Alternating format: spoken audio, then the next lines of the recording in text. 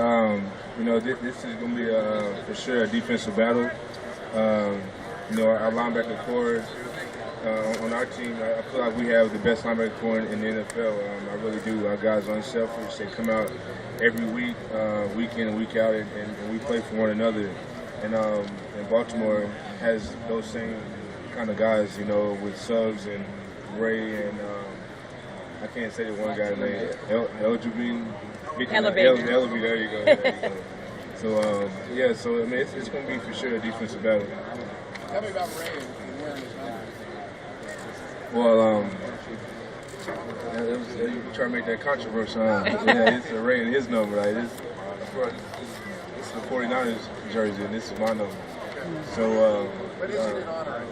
No, like I said before, I've always answered that question every time I was asked. I have all the respect in the world for Ray Lewis, and when I chose this number, it was more so, it was the best number that they had at the time. The best number when I was drafted. They asked me if I wanted like 51 and 57 and 59 and 52, and I didn't want any one of those other numbers. And 52 was the best number. I felt like I'm an even number guy. I've always been an even number guy, and then I said to myself, why not get the number 52? I know a guy right now who wears that number who's one of the best, and it'd be a great number to play up to, and so that's how it pretty much came about. It's one of those things that as a kid you grew up watching, and now just to be able to have the opportunity to play in this game. Given my first 4 years, we were at home this time, and watching other teams play. And last year, we were one game away. To really be able to be here on this day is truly special.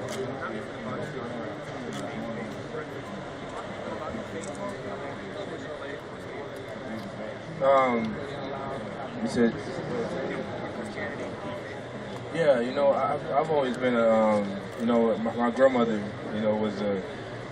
was a lady who kind of got me into church. She was that grandmother that, every Sunday you're gonna go to church, every Wednesday you're gonna go to church, every Bible study you're gonna go every day. And one thing I never forget when I got ready to go away from college, I never forget going up there and telling my grandmother, "All right, Grandma, well, I'm ready to go to college now." And I was the first person in my family to go to college and to stay, to graduate. But I never forget something I'll always take with me. She said, "Baby, no matter what you do, always keep your hand in God's hand."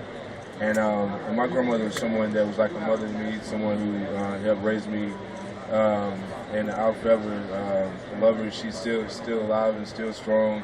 And the only thing, she still talks to me all the time. She said, "Baby, just keep your hand in God's hand. Just keep on believing in God." And that's something that I don't push on anybody because we all have our own beliefs. But I believe and I have faith that He is why I am where I am today. So. Patrick, one of the things that used to drive me crazy covering you guys when Jim got there was all of a sudden you would not talk about yourselves. It was so hard to do that, but you would talk about your teammates. I didn't know that it was a rule that was implemented for a while. Will you explain what that was, how he brought that into the team?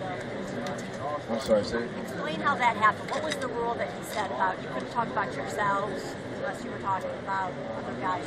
What was that? Coach Harbaugh, it made a lot of sense. I know sometimes that we can.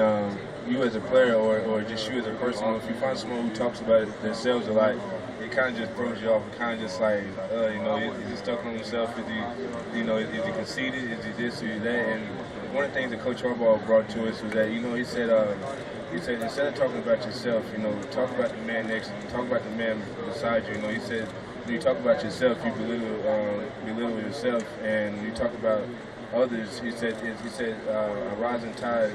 He said a tide rises all ships, and they also say loose lips sink ships. So it's just one of the things that it's about building up one another. It's about talking about the next one. It's about letting others know that it's not just about me. It's about these other guys around me, which that's what our team is about. We all understand that we would not be here at this point if we all did not buy in, not just one person got us here. How did that change the team? How did it change the dynamic? Because that's what guys said. You could really see a difference in the chemistry.